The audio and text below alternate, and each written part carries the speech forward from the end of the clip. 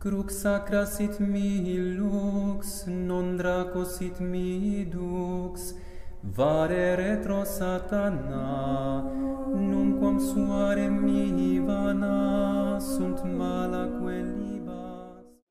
Pater noster, qui es in celis, sanctificetur nomen tuum, adveniat regnum tuum, fiat voluntas tua, sicut in cielo et in terra.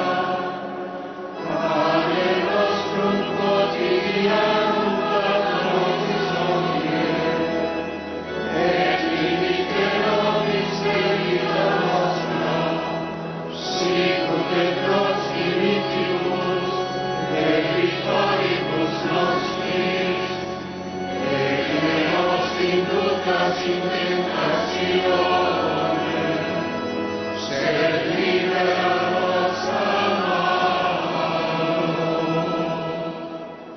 Libera nos quesumus Domini ab omnibus malis, da propitiis pacem in diebus nostris, ut ope misericordiae Tue adiuti, et ab peccatus simus semper liberi, et ab omni perturbatione securi, expectantes beatam spem, et adventum Salvatoris nostri Iesu Christi.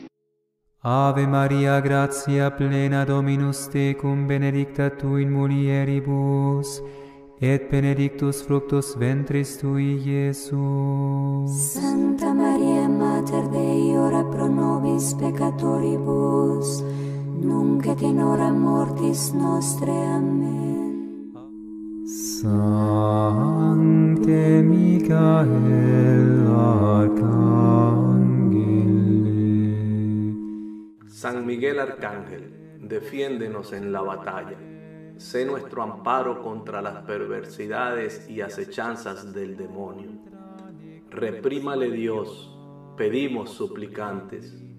Y tú, príncipe de la milicia celestial, arroja al infierno con el divino poder a Satanás y a los otros espíritus malignos que andan dispersos por el mundo para la perdición de las almas. Amén. Gloria Patri et Filio et Spiritui Sancto, Sicut erat in principio et nunc et semper, et in saecula saeculorum. Amen. Ven Señor Jesús, Maranatha. Ven Señor Jesús, Maranatha. Ven Señor Jesús, Maranatha. Si ven pronto, Maranatha. Ven Señor Jesús, Maranatha. Ven Señor. Muy buenas noches, mis queridos hermanos de En la Iglesia. Gracias por acompañarnos un día más en su programa En la Iglesia, un programa para conocer, amar y defender el cuerpo místico de Cristo, la Iglesia Católica. Esta noche me acompaña desde la ciudad de Guadalajara, en México, un muy conocido hermano en las redes, el hermano Miguel Salinas Chávez. Miguel, bienvenido a En la Iglesia. Es un gran honor para nosotros poder estar esta noche compartiendo con ustedes. Al contrario, Rafael, me siento muy honrado de estar aquí ante tu audiencia, en tu programa que yo he visto ya desde hace tiempo, he venido siguiendo tu canal con toda la extraordinaria labor que has hecho en defensa, como dices, de la doctrina de la religión de la fe, y pues dando a conocer muchas de las verdades muy incómodas que se están ahorita tratando de ocultar en otros medios, pero que tú valientemente estás dando a conocer. Te felicito y te reconozco por ello. Muchas gracias, y creo que es la labor de todo aquel que ama al Señor y a su cuerpo místico. Y como dice las Sagradas Escrituras, si no hablamos, hablarán las piedras. Y creo que no tenemos miedo para hacerlo, no debemos tener miedo, porque nuestro límite no puede ser lo terrenal. Nosotros tenemos que proyectarnos a lo trascendente y a la promesa del Señor, que es la Jerusalén celestial. Y nada de lo que hagamos aquí por querer ocultar la verdad del Señor será gratificado ni nos llevará a la salvación eterna. Así que simplemente creo que es el llamado al que estoy dispuesto a hacer. Así, pero agradezco tus palabras, Miguel, y agradezco también la valentía que tú has tenido desde hace mucho tiempo, también defendiendo el cuerpo místico de Cristo y la sana doctrina. Miguel, no voy a cargar con oraciones a nuestros oyentes, porque estarán ya un poco impacientes. Y la introducción es larga, y creo que cuando dice recemos, creo que es suficiente. Así que vayamos al tema que nos atañe, y es que hace pocos días atrás, el muy reverendísimo cardenal emérito de Guadalajara, Juan Sandoval Íñiguez, escribió una carta que no fue una carta abierta, tengo entendido, y es la primera pregunta. ¿Era una carta abierta? No, era una carta dirigida de manera, vamos a decir, privada, del cardenal hacia el Papa Francisco. Y bueno, pues yo tuve la fortuna de conseguir una copia de esa carta. Ok, excelente. Y agradecemos todos en las redes y en el mundo el que tú hayas hecho pública esa carta, porque quizás no nos hubiésemos enterado tan prontamente como lo hicimos.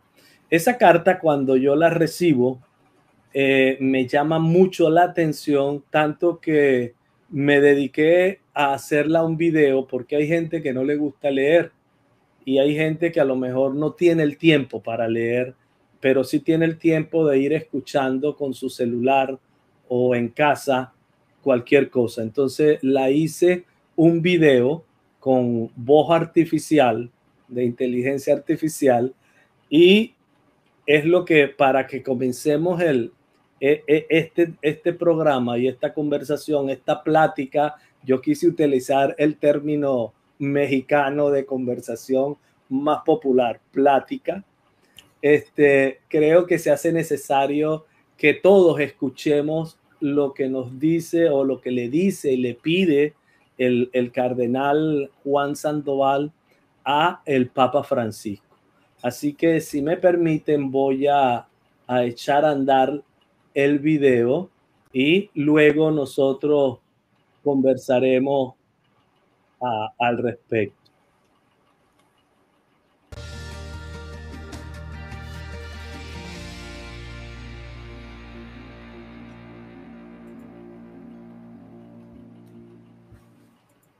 No puede ser malo lo que la Iglesia celebró por 4 siglos. Juan Cardenal Sandoval Íñiguez, Arzobispo emérito de Guadalajara. Al Santo Padre Francisco, Obispo de Roma y Pastor de la Iglesia Universal. Papa Francisco, hay rumores de que se quiere prohibir definitivamente la misa en latín de San Pío V. La Cena del Señor, que nos mandó celebrar en memoria suya, se ha venido celebrando a lo largo de la historia en varios ritos y lenguas, guardando siempre lo esencial: celebrar la muerte de Cristo y participar en la mesa del pan de la vida eterna. Aún en la actualidad se celebra la Cena del Señor en varios ritos y lenguas, dentro y fuera de la Iglesia Católica. No puede ser malo lo que la Iglesia celebró por 4 siglos, la misa de San Pío V en latín, con una liturgia rica, piadosa y que invita por sí misma a penetrar en el misterio de Dios. Varias personas y grupos católicos y no católicos han manifestado el deseo de que no se suprima, sino que se conserve, por la riqueza de su liturgia y en latín, que junto con el griego, es la matriz de la cultura, no solo de Occidente, sino también de otras partes. Papa Francisco, no permitas que esto suceda. Tú eres también custodio de la riqueza histórica, cultural y litúrgica de la Iglesia de Cristo. Pide tu bendición quien te estima y siempre te encomienda. Guadalajara, Jalisco, 6 de julio de 2024. Juan Cardenal Sandoval Iñiguez, Arzobispo emérito de Guadalajara.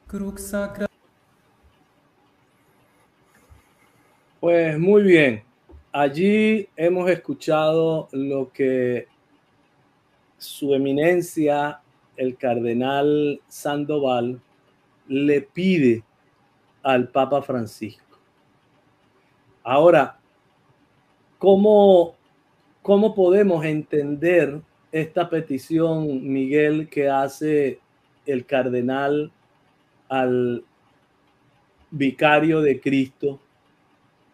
Los rumores eran tremendos, muy estruendosos, y el día que estaba pautado, el día de la Virgen del Carmen, no salió a la luz pública el documento. Vamos primero, ¿cómo podemos entender la petición? Claro que sí. Mira, Rafael, el cardenal Sandoval Iñiguez desde siempre ha tenido un amor muy profundo por la misa tridentina, porque es la misa con la que él se ordenó en 1957, es decir, unos 10 u 11 años antes de que se cambiara la liturgia. Él celebró durante este periodo de tiempo, estos más o menos 11 años, diariamente la misa tridentina. Él la ha celebrado a lo largo de su vida, yo creo que alrededor de unas 4,000 veces, con todo lo que ello implica. La tiene muy, muy metida en su corazón. Es la misa de su sacerdocio juvenil, es la misa del inicio de su sacerdocio, pero además es la misa que lo une con la memoria de los santos mártires cristeros de aquí de México. Esto es algo muy importante porque yo sé que a tu audiencia este tema de los santos mártires cristeros es un tema que les atrae mucho y también lo tienen muy presente en el corazón.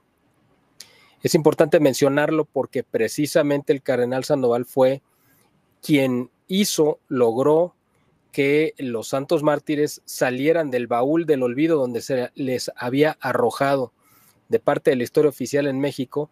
Él los rescató del olvido cuando tomó la arquidiócesis de Guadalajara en 1994 y a partir de ese momento se dedicó de manera muy firme a dar a conocer las historias de vida y del martirio de estos héroes de nuestra fe y de nuestra religión.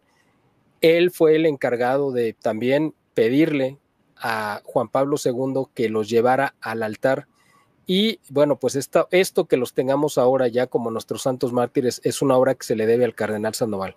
Entonces todo esto lo une de manera muy profunda a la celebración de la misa tradicional. También ha sido un hombre muy cercano. Claro. Antes de que saltemos a otro tema, porque me cuentas esto, pero me viene a la memoria por qué el padre Pro no ha sido canonizado. Pues es una muy buena pregunta. Yo creo que tiene que ver, esa es mi respuesta personal, o sea, no estoy hablando a nombre de la iglesia ni nada, pero me imagino que tiene que ver con un tema político, porque el padre Miguel Agustín Pro fue una figura muy relevante dentro del movimiento cristero y lideró la parte de la resistencia civil organizada en la Ciudad de México. Era un personaje muy visible, muy vistoso. Te puedo decir lo mismo exactamente porque es un caso parecido del beato Anacleto González Flores, que fue el líder intelectual de la resistencia en Jalisco, un abogado y además mártir, y a ninguno de los dos los han canonizado, me imagino, y desgraciadamente hay que reconocerlo por presiones políticas. donde yo me imagino que el gobierno de México, que tú sabes muy bien que generalmente ha sido encabezado por masones desde hace 200 años, ha impedido que estas figuras tan significativas y tan importantes de nuestra historia lleguen a la canonización. Eso no significa que no sigan siendo un ejemplo, por supuesto, y no significa ni le resta mérito de que la gente los invoque e implore su intercesión, por supuesto, ¿no? Ahora, si esto es así, eso tiene que llevarme a mí a la conclusión inmediata de que la iglesia mexicana, y cuando hablo de la iglesia hablo de la alta jerarquía y de la curia, está muy infiltrada por la masonería. Bueno, yo no te puedo asegurar que toda la jerarquía, ¿no? Yo sé o sospecho, más bien sería la palabra, yo sospecho que varios jerarcas del más alto nivel sí, pues están infiltrados, son amigos o quizá incluso sean miembros de alguna logia, ¿no? Esto yo creo que a la gente que tiene idea más o menos de cómo se mueven las cosas acá en México lo tienen muy claro. Precisamente el cardenal Sandoval Iñiguez sufrió 3 atentados contra su vida, intentos de asesinato a través de envenenamiento, y uno además un intento de asesinato directo en un hospital donde estaba convaleciente de uno de estos envenenamientos. O sea, 3 intentos de asesinato precisamente por oponerse, por denunciar todo esto que estamos comentando. O sea, él también, hasta cierto aspecto, pues es una especie de mártir, aunque no lograron matarlo afortunadamente, pero experimentó esta parte también donde su vida estuvo al borde de él estuvo al borde de la muerte, y que la providencia lo rescató, gracias a Dios, porque todavía tenía mucha misión que cumplir, y lo acabamos de ver con esta carta que le envió el Papa. Sí. Pues continúa con donde te interrumpí, Miguel, y perdóname, pero no, qué bueno, pero estuvo muy bien que hicieras este apunte para que la gente porque es una pregunta que seguramente a muchos les pasó por la cabeza. Sí. Bueno, entonces el cardenal que ha venido siguiendo y que ha sido muy también arropado cuando él era arzobispo de Guadalajara, a la Fraternidad Sacerdotal San Pedro, aquí en Guadalajara, para que pudiera difundir y dar a conocer y promover la celebración del rito tridentino, pues él ha sido un tema que lo ha tenido muy presente. Cuando salió el documento de tradición, bueno, de la supuesta custodios de la tradición, tradiciones custodie, hace 2 años, exactamente en julio del 2021, o 3 años, ¿no? 2021, él lo tomó con mucha pena este documento, ¿no? Le pareció pues un desatino, una situación bastante lamentable, porque en lugar de promover algo que es una riqueza y una herencia histórica y litúrgica y espiritual de la Iglesia, pues se le trataba de restringir, ¿no? Y hay que recordar también que el cardenal Sandoval pues ha llevado una voz muy firme en denunciar muchas cosas, pero hay que recordar que en octubre del 2023, junto con otros 4 cardenales representando precisamente cada lugar del mundo, prácticamente cada continente, le enviaron una carta, una segunda dubia al Papa Francisco, en la cual le marcaban o le pedían que aclarara ciertos aspectos que habían quedado sin responder. Él se reunió con un grupo de cardenales, uno de China, otro de África, otro de Europa, uno de Estados Unidos, y el cardenal Sandoval, que representaba al catolicismo de iberoamericano, hispanoamericano. Entonces, él ha sido siempre un defensor de la verdad, de la doctrina y de la de la religión, pues. Y precisamente por estar tan informado, él supo que había este rumor que tú mencionabas al principio, de que venía un documento que probablemente se iba a hacer del conocimiento público a mediados de julio, quizás hacia el 15 de julio, que pasamos hace una semana, y él, preocupado por esto, y él además supo de una carta previa que habían enviado un grupo de personalidades inglesas al Vaticano, pero esa era una carta abierta y que no iba dirigida a nadie en especial, sino iba dirigida al Vaticano como tal, y que que además muchos de ellos ni siquiera eran católicos, pero ellos sentían el deber de defender la misa tridentina como un patrimonio cultural y espiritual de la humanidad. Entonces él, viendo esto, tomó la decisión de escribir una carta personal al Papa Francisco suplicándole lo mismo, pidiéndole que no permitiera que esto sucediera. Es decir, el cardenal Sandoval,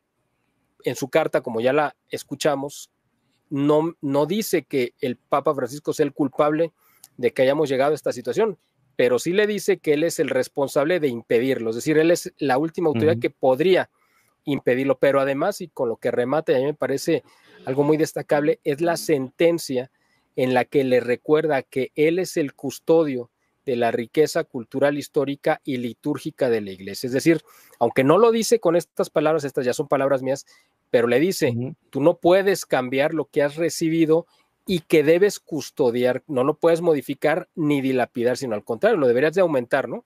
Entonces, esta sentencia para mí me parece que es muy contundente, y el cardenal pues envió esta carta. Yo te digo, por circunstancias muy afortunadas, tuve acceso a una copia de esa carta.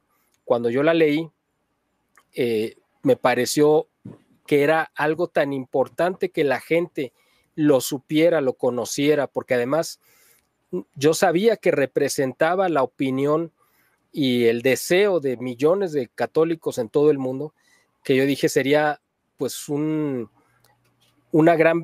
algo muy lamentable que la gente no supiera esto. Entonces decidí hacerlo público e invitar a algunos amigos que apoyaran esta carta públicamente, donde ellos dijeran, yo respaldo esta carta del cardenal Sandoval, aunque el cardenal por supuesto que no estaba involucrado ni pidió esta clase de apoyo, pero sentimos la necesidad de apoyar a nuestros pastores, que yo creo que esto es algo muy importante, ¿no?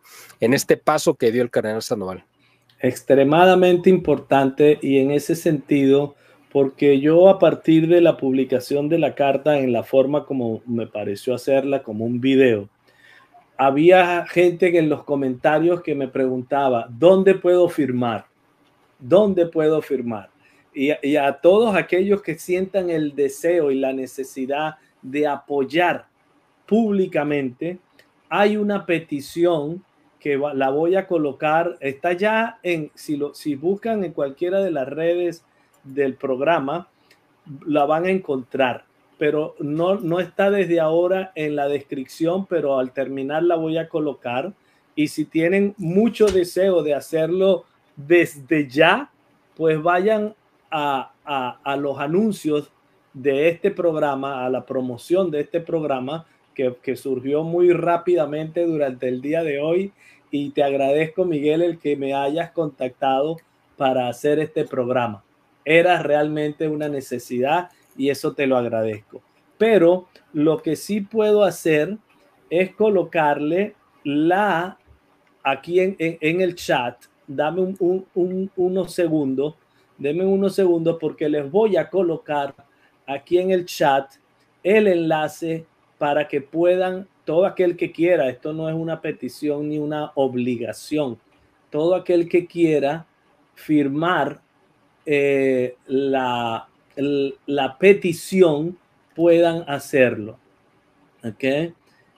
Denme un segundito porque la tengo por acá.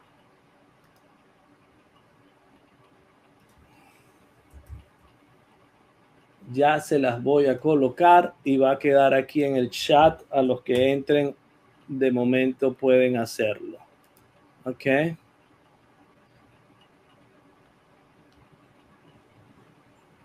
A ver. ¿Entró? Sí, ahí está. Ok. Ahí está. Así que el que quiera firmar esta petición en change.org la puede hacer. Miguel, cuéntame, una vez que tú haces esta propuesta de darle un apoyo público a la carta del cardenal Juan Sandoval, ¿cuál es la respuesta de tus allegados en principio y luego de toda la gente que se ha enterado? Pues mira, fue algo muy, muy interesante, muy grato, porque yo quise tocar puerta primero con amigos y conocidos de pues de un primer nivel a nivel internacional, que yo creía que podrían arropar muy bien esta petición, y gracias a Dios así fue.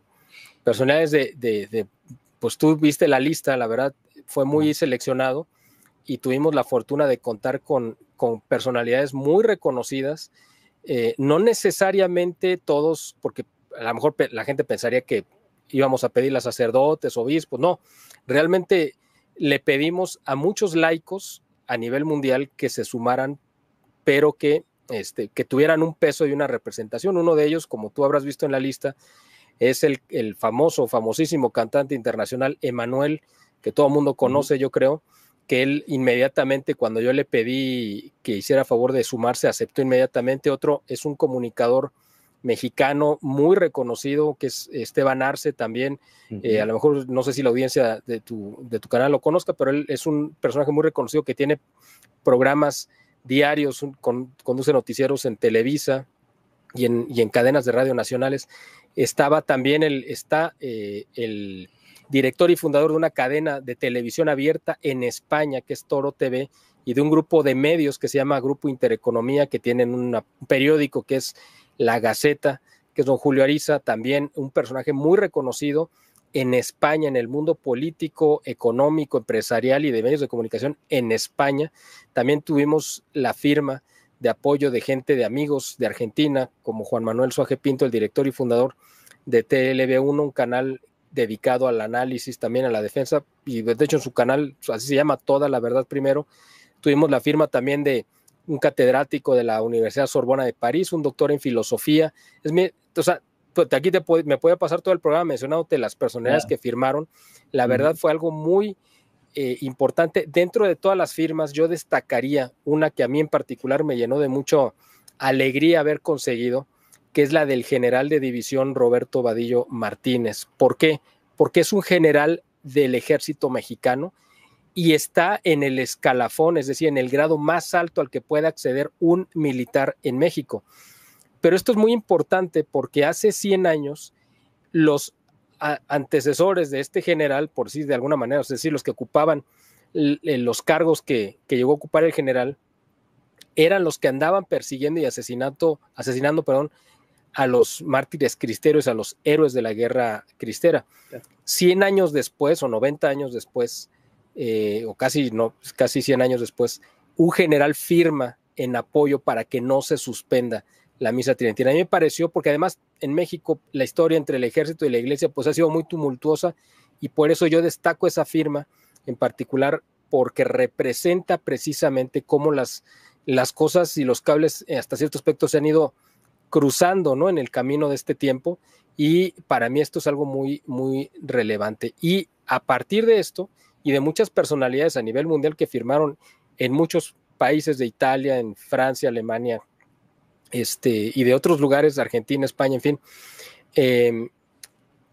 tuvo esto un impacto y una repercusión que sinceramente yo no me esperaba. Yo, por supuesto que pensaba y creía que iba a llamar la atención y que iba a ser una noticia y que se iba a replicar en algunos medios, específicamente medios católicos. Eso era lo previsible y lo que yo me esperaba. Pero lo que yo no me esperaba es que iba a ser una noticia que se iba a desbordar del mundo católico, es decir, que iba a ser tomada por medios en todo el mundo, en muchas partes del mundo, en periódicos incluso de Asia, ¿no?, en Malasia y en otros lugares, en medios en Bélgica, en Alemania, Italia, Francia, Estados Unidos, Inglaterra, Argentina, España, en fin, y replicaron esta noticia. Esto es algo muy importante porque no es un tema, claro, principal y esencialmente es un tema espiritual y litúrgico, pero tú que estás en Estados Unidos entiendes perfectamente bien esto que voy a mencionar. El tema de la misa tridentina también tiene un contexto, un impacto, o tiene un área de influencia en el ámbito político. ¿Por qué? Porque el movimiento conservador tradicionalista a nivel mundial, que ahorita se está reposicionando, por ejemplo, en Europa, la parte católica gira en torno a la misa tridentina, igual que en Estados Unidos. Parte del movimiento tradicionalista del ala católica gira en torno a la misa tridentina. Es más, el ejemplo más claro es el que recientemente ha sido nombrado como candidato a vicepresidente, J.D. Vance, de parte de Donald Trump, que es un católico converso que asiste a la misa tridentina. Es decir, esto por eso ha tenido un impacto tan grande, porque no es un tema meramente que se reduce a que si el sacerdote celebra en español, en inglés o en latín, o que si celebra de frente o de espalda. O sea, no es un tema que se reduce a eso. Es un tema que tiene que ver con algo mucho más profundo, donde los frentes de batalla, de un lado, y hay que decirlo, y discúlpame si soy muy atrevido con decirlo, pero de un lado está el Papa Francisco y toda la gente que lo rodea, impulsando una agenda progresista y de izquierda, y por el otro lado está el ala conservadora, tradicionalista, defendiendo la sana doctrina de la Iglesia de 2000 años, y la misa tridentina pues es parte de esta lucha espiritual que estamos viendo dentro de la Iglesia. Por eso creo yo que para el Papa Francisco ha sido pues una bomba que le estalló en la cara la semana pasada cuando hicimos pública esta nota, porque no se esperaba, yo creo que para empezar, esta gran respuesta a nivel mundial de personalidades de primer nivel. En segunda, tampoco se esperaba que la prensa en muchas partes del mundo iba a retomar y replicar esta noticia. Y en tercera, viendo que muchos de sus enemigos políticos en Europa y en Estados Unidos, porque desgraciadamente él así los considera, pues están girando y apoyando esta posición. Entonces, yo creo, y me queda muy claro, que esto fue un factor determinante para que ese documento que estaba prácticamente ya cantado, como decimos en México, o sea, era un hecho prácticamente ya irremediable, que iba a salir el 15 o 16 de junio. 16 días de la Virgen del Carmen. Dando el golpe exactamente el día de la Virgen del Carmen, pues resulta que a 9 días no ha salido, 9 o 10 días de esta fecha fatal, no ha salido ese documento y esperemos que no salga nunca. Yo creo que sí tuvo que ver directamente toda esta movilización que hicimos junto con un grupo de amigos aquí en México y que esto replicó en otras partes, junto, por supuesto, tomando como bandera la carta del cardenal Sandoval. Sí. Y cuando dices que esto tiene una implicación política, pues sí la tiene. Y la tiene, y en Estados Unidos se puede dar testimonio de ello, porque ¿cómo podemos explicar que a los tradicionalistas católicos que van a la misa tridentina, el FBI los persiga y los investigue y en algunos casos llegue a acusarlos de terroristas? Yo dejo la pregunta porque no veo cómo puede interesarle al gobierno de Estados Unidos, donde el presidente va al G7 y coloca de una manera muy cercana su cabeza sobre la cabeza del Papa Francisco, y yo no veo cómo es posible que el FBI pueda hacer estas tareas. ¿Respondiendo a qué? No encuentro respuesta y la dejo la pregunta en el aire, pero nadie tiene que respondérmela, solo quiero con toda alevosía dejar la inquietud. Fíjate, querido Miguel, el cardenal ha manifestado y tiene una gran persecución a partir de voy a hacer este comentario para que entendamos que el cardenal es un mártir, como tú lo has señalado. El cardenal, antes de las elecciones, publicó un video casero en el comedor de su casa donde llamaba la atención y advertía que de ganar una de las candidatas, la ganadora, pues iban al comunismo. Y por ese video ha sido perseguido en una gran contradicción, entiendo yo, de los poderes tanto judicial o del poder electoral, porque uno lo acusaba, desestimaron la acusación, pero nuevamente la retomaron y ¿Cómo está ese caso? ¿Qué nos puedes comentar al respecto? Efectivamente, el cardenal Sandoval, cumpliendo con su deber de pastor de la iglesia, advirtió el riesgo de que ganara el partido que estaba en el poder porque iba a implementarse de manera ya radical el comunismo. Eso es algo que todo el mundo veía, sabía, y además no fue el único que lo dijo. Muchos sacerdotes en el púlpito lo dijeron a lo largo de las semanas previas a la elección. Obviamente la figura más relevante que tomó esta o que mencionó esto fue pues, el cardenal Sandoval, por lo tanto era el blanco más codiciado para lincharlo, ¿no? Para atacarlo. La autoridad electoral del estado de Jalisco, que es donde originalmente se gestó esta denuncia, en la cual se argumentaba que el cardenal había sido el responsable de que aquí en Jalisco, en el estado donde nos encontramos, cuya capital es Guadalajara, el partido Morena, que es el partido del gobierno actual de López Obrador, había perdido la elección por los comentarios que hizo el cardenal Sandoval. El Tribunal Electoral del Estado de Jalisco analizó con detenimiento esta denuncia o demanda y la desechó por carecer de argumentos. Entonces, Morena no se quedó conforme y fue y presentó la misma queja ante el Instituto Nacional Electoral en la Ciudad de México, y el instituto dijo, esto es competencia del Tribunal Electoral porque estás hablando de una elección local de Jalisco. Si estuvieras hablando de una elección federal, nosotros seríamos la autoridad.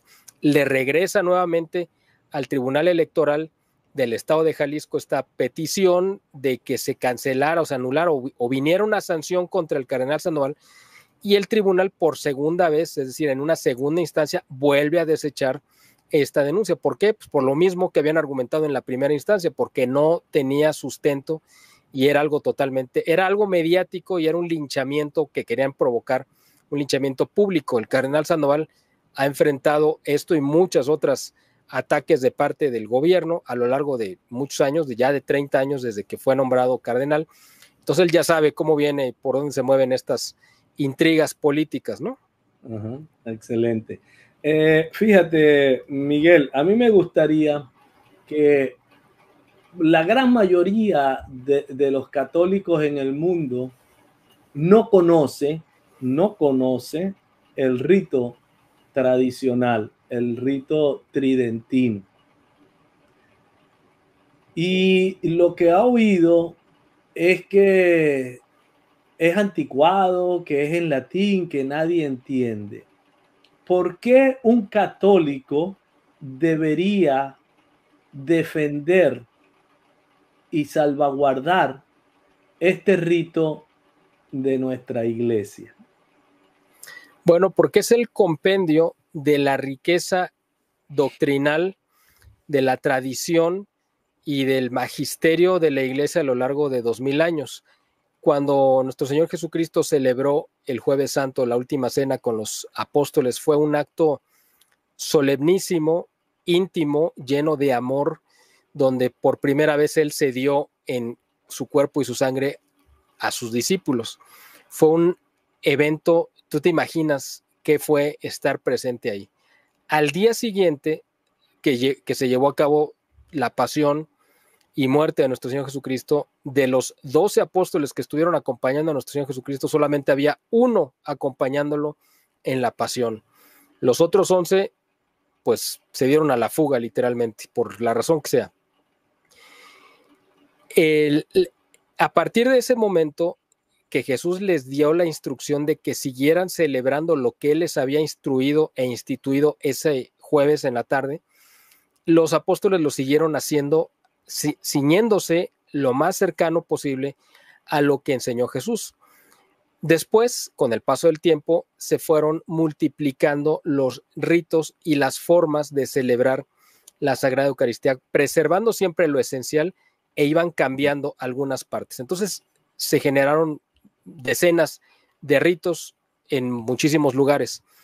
Cuando vino la Reforma Protestante y el peligro de que esto implicó para la Iglesia, se llevó a cabo el Concilio de Trento, que empezó en 1545 y se alargó durante diferentes periodos, más o menos hasta 1500 1565, es decir, durante 20 años, en diferentes sesiones, durante diferentes periodos y con diferentes papas, se llevó a cabo este concilio.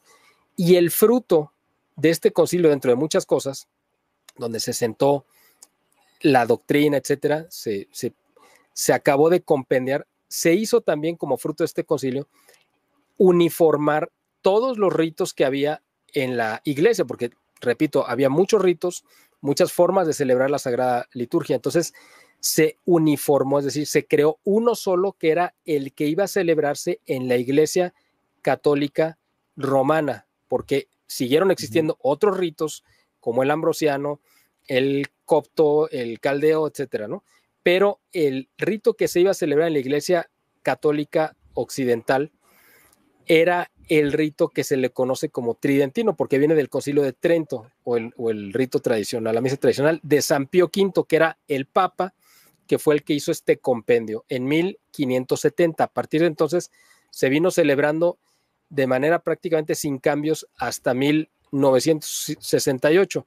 Hubo algunos cambios pequeños con Pío XII y con Juan XXIII, donde Juan XXIII fue el último que hizo algunos cambios, y se utiliza actualmente ese misal de 1962, que fue el anterior a que se cambiara por completo la celebración de la misa.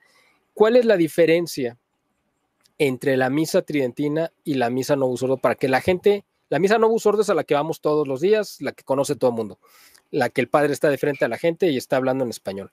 Aquí el asunto es que la misa tridentina es una misa donde el sacerdote y el pueblo todos están mirando al mismo punto, que es al sagrario, a donde se convierte el pan y el vino en la carne y sangre de nuestro Señor Jesucristo.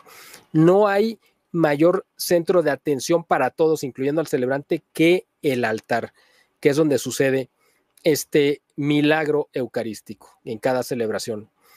El sacerdote hace las lecturas en latín y las oraciones, pero en el momento del sermón vuelve a leer en la lengua, ya sea en español, en inglés o donde se encuentre, las lecturas que había leído previamente en latín, y todo el sermón, por supuesto, que lo dice pues en la lengua donde están celebrando, en español, en inglés, alemán, italiano, lo que sea. Y el resto de la celebración se hace en latín, pero hay guías o métodos donde la gente puede ir siguiendo sin mayor problema en español y en latín, o en el idioma en el que estén, lo que está celebrando el sacerdote, para entender perfectamente bien qué es lo que estamos viviendo. Pero aun cuando tú no entiendas el latín, ni tuvieras un ritual, tú vas a vivir a la perfección la solemnidad y vas a sentir y ver la presencia real de Dios en esa celebración, por el respeto con el que se llevan a cabo todas las oraciones y los ritos.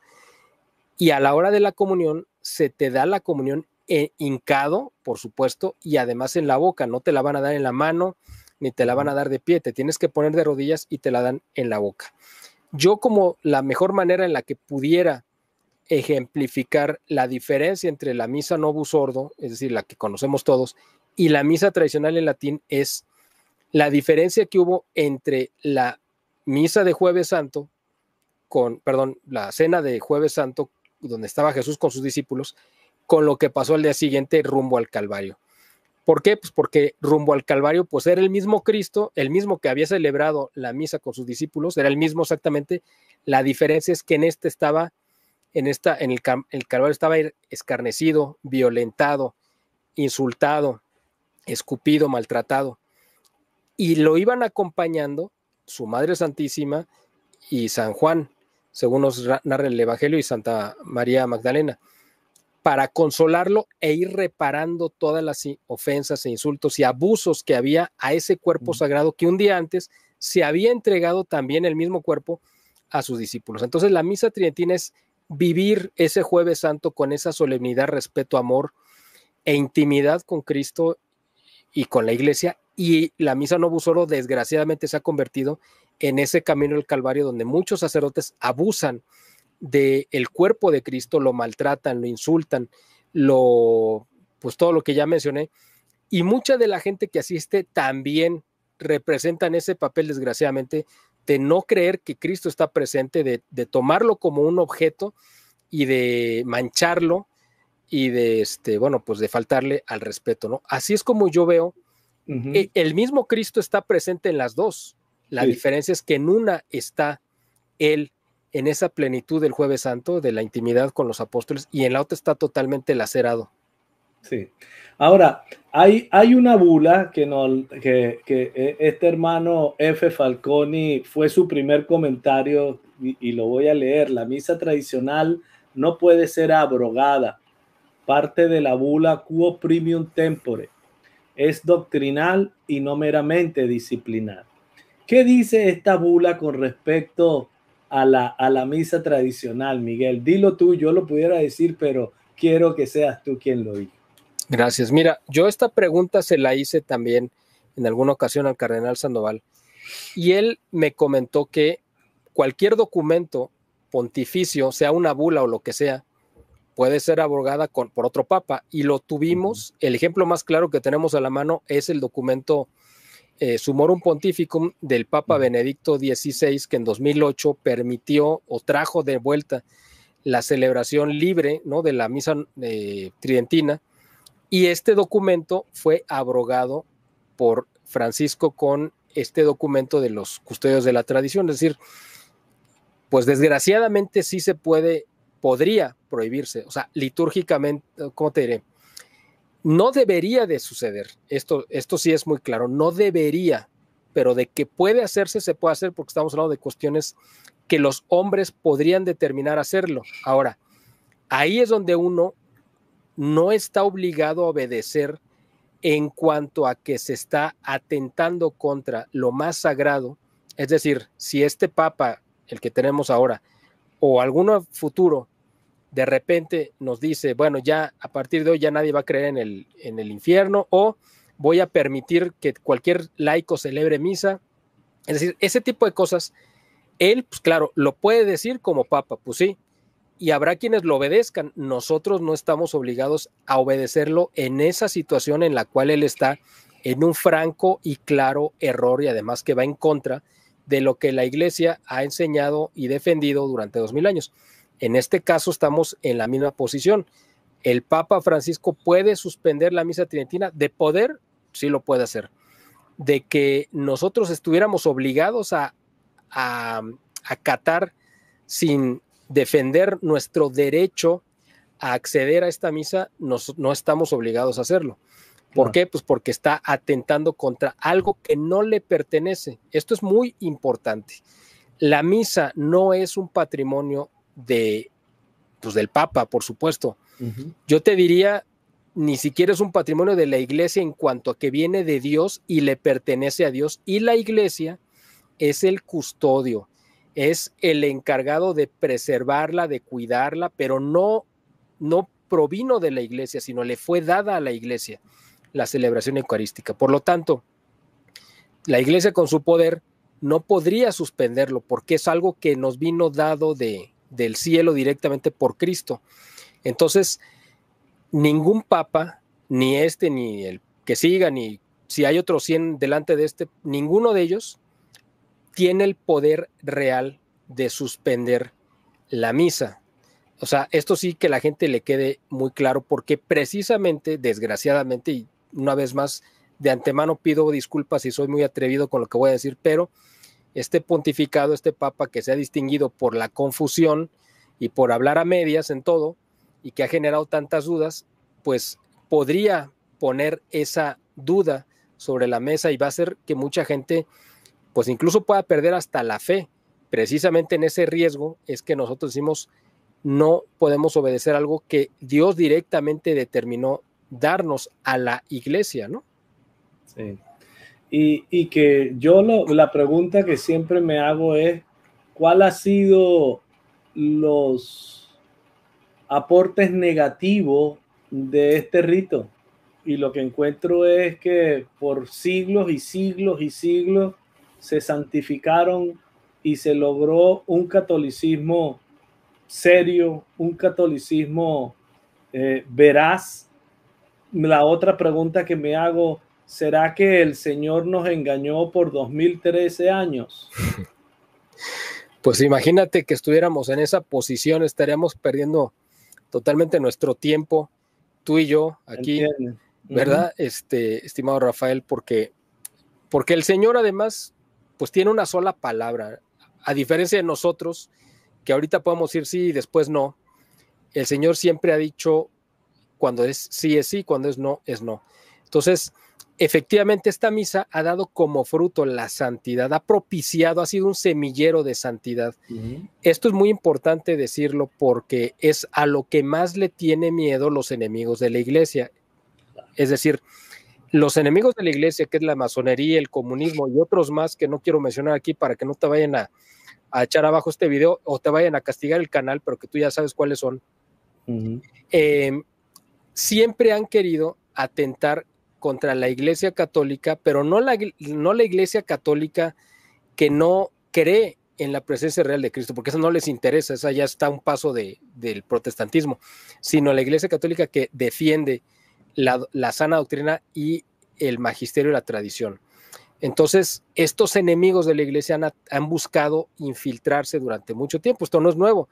Había un infiltrado en la última cena, que era Judas. O sea, esto tampoco tiene que asustar. Va de la mano la iglesia y la infiltración y el ataque desde su fundación. Entonces, no tendría por qué ser diferente en este momento de la historia. Y nosotros sabemos que en algún momento se va a buscar prohibir de manera completa la celebración eucarística, porque eso está anunciado incluso en Daniel, el profeta Daniel, cuando habla de la abominación. De la abominación de la desolación, es decir, de la soledad, donde ya no va a estar presente aparentemente iba a estar. Y ya vivimos, perdóname que te interrumpa, Miguel, ya vivimos una práctica, un ensayo, y fue durante la plan. Así es. Mía. Exactamente, le has dado al clavo. Efectivamente, eso fue un ensayo para ver la gente hasta dónde estaba dispuesta a aceptar que se le retirara lo más sagrado. Y mucha gente cayó en la comodidad de decir, bueno, pues la puedo ver por internet, es más, la puedo pausar, voy al baño, regreso, voy por mis palomitas y luego la sigo viendo como si fuera una película, ¿no? Entonces se le pierde por completo el sentido de la presencia, de la solemnidad, de lo que está sucediendo. Pues ya lo ves como si fuera pues un video que puedes ver de cualquier tema y ves un video donde están celebrando la misa y lo ves como algo más, ¿no? Y se pierde por completo esto. Pero déjenme hacer de eso que está señalando, de las misas transmitidas, y déjenme decirle, yo en la parroquia los domingos, una de las actividades que hago es transmitir la misa de la parroquia. Pero déjenme hacer algo. En una oportunidad, este gran teólogo venido del protestantismo, que escribió aquel famosísimo libro El cielo en la tierra, hablando de la misa, El cielo en la tierra, Scott Hahn decía que los protestantes con la palabra solo tienen el menú, ¿ok? Del restaurante. En tanto nosotros disfrutamos del banquete. Con respecto, en ese sentido, quiero tomar eso, pero llevarlo a lo de si usted puede ir a la iglesia, usted debe ir a la iglesia porque si no incurre en pecado mortal. Claro. Y yo puedo entender que quien está en un hospital, en una casa, con una enfermedad que no le permite desplazarse, pues le hace mucho bien el poder ver la misa en una transmisión en vivo. Por eso yo apoyo y trabajo voluntariamente en la parroquia para que esto sea posible. Pero si usted lo hace por dejadez, lo está haciendo muy mal. Si es así, yo lo invitaría al restaurante de su preferencia. Yo iría al restaurante y le hiciera un en vivo de la cena. Exactamente, le muestras los platillos y te los comes en su presencia, pero pues se le van a antojar nada más, ¿no? Él que los vea por internet. Fíjense, ya nos queda poco tiempo, querido Miguel, y he puesto en el chat y está en pantalla y va a estar en la descripción de este video, el enlace para firmar la petición de parar el que quieran acabar con la misa o borrar de la historia la misa tradicional en latín, o la misa tridentina, o yo nunca he estado de acuerdo con ese término que se utilizó a partir de Vaticano II, el rito extraordinario. Exactamente. No, el extraordinario es el que implantaron. Exactamente. Este es el rito ordinario, porque es el primero, está claro. antes, y es el de mayor antigüedad. Así que, pero con las terminologías se van modificando las cosas y se van engañando. No es lo mismo una interrupción que un aniquilamiento. Exactamente, así es. Tratan de suavizar lo que significa lo mismo. Ajá. Entonces, pues yo les pido a todo aquel que quiera, esto es el que tenga algún valor y reconozca un valor en este rito, que es el rito de la iglesia histórica, que es el rito de la iglesia que tiene muchísimos siglos y que ha demostrado que sus frutos son de santidad y salvación. No estoy diciendo que por el Novus Ordo no se logre, se puede lograr, pero no hay ningún derecho, ni ninguna razón, ni justificación para querer aniquilar, acabar, erradicar de nuestra iglesia. No lo van a lograr, déjenme decírselo. Lo imponga quien lo imponga. Y me apegaría a Gálatas 1, 8 y 9. Si nos van a vender algo diferente a lo que recibimos de los apóstoles, sean malditos. Y no lo dije yo, lo dice San Pablo. Sencillo. Miguel, ¿con qué nos despedimos? Yo con la invitación a que el que quiera firme la petición. Pues yo los invito también, quiero sumarme a esta invitación pidiéndole a la gente, ya sea los que firmen o los que no firmen, pero todos les suplico, los que vean este video, este programa, que se unan en oración y que le pidan a Dios directamente que no permita que se nos quite este tesoro espiritual que tantos frutos ha dado a la iglesia, y que pues nosotros tenemos todavía la fortuna en algunas partes del mundo de poder ver, vivir y bueno, pues dejarnos llevar, ¿no?, a esta probada de cielo que tenemos cada vez que vivimos esta celebración eucarística de la manera del rito de San Pío V, la misa tridentina.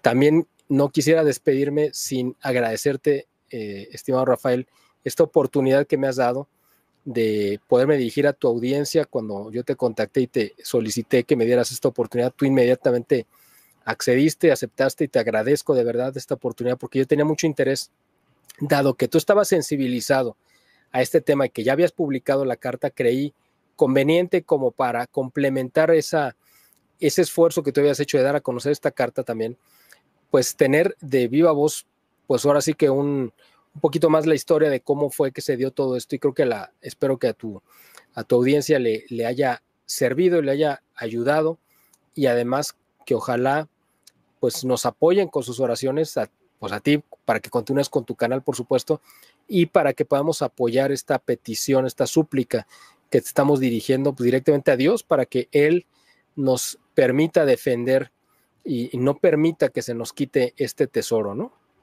Excelente. Miguel, no, yo agradezco infinitamente el que tú me hayas contactado para ello, y con todo gusto. Este canal está abierto y ya lo voy a poner en pantalla para que fieles y firmes a la verdad. Okay. Pero mira, no quiero despedir este programa sin hacer un reconocimiento a Lupita Tovar. Lupita, gracias por seguirnos, gracias por escucharnos, porque voy a poner en pantalla tus posts. Dice Lupita, su servidora, soy hija de un matrimonio cristero. Ese es el primero, ¿no? Y el segundo dice, ya tengo 83 años con un gran testimonio de estos cristeros. Me imagino que se refiere a sus padres en Morelia. Así que Lupita, no me hace sino llenar de alegría el que una hija de cristeros nos siga y que escuche nuestro programa. Te mando todo mi cariño en un abrazo repleto de admiración y mis oraciones porque el Señor te dé larga vida. Así que el Señor te bendiga y te guarde, Lupita Tovar. Y gracias por ser parte de En la Iglesia. Pues nada, mi querido Miguel Salinas, gracias por contactarme, gracias por hacer posible este programa y gracias a todos ustedes, mis queridos hermanos de En la Iglesia, por apoyarnos. El que quiera, firme la carta. Ya vi por allí que David nos dice firmado. Gracias, David. Y compartan este enlace de la petición y este programa para que muchos se enteren de que lo que se dice en la mayoría de los canales, en la mayoría de los púlpitos sobre la misa tridentina, no es la verdad. Y haga el esfuerzo, busque para que vaya y viva una misa tridentina, aunque no entienda, haga el esfuerzo, prepárese con anticipación, busque los textos, busque o si llega con tiempo a la iglesia, háblele al sacerdote o a alguno de los feligreses que lo ayude a participar, pero no se muera sin saber de qué se trata la misa que tantos santos ha dado a la Iglesia Católica. Pues nada, me despido. Por aquí hay otro, David Jiménez dice que es nieto del mensajero de Victoriano Ramírez, el 14, el mayor de los cristeros. Pues bendito Dios, David. Gracias por ser también parte de la iglesia. Mi querido Miguel, Dios te guarde, Dios te bendiga y adelante. Y aquí tienes un hermano para que sigamos remando juntos en la barquita de Pedro, aunque quieran hundirla. Gracias, Rafael, igualmente.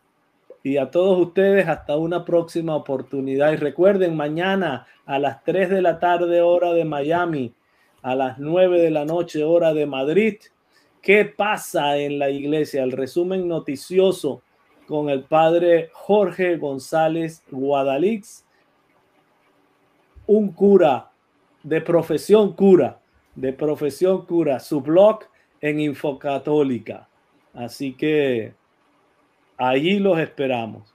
Muy bien. Hasta luego.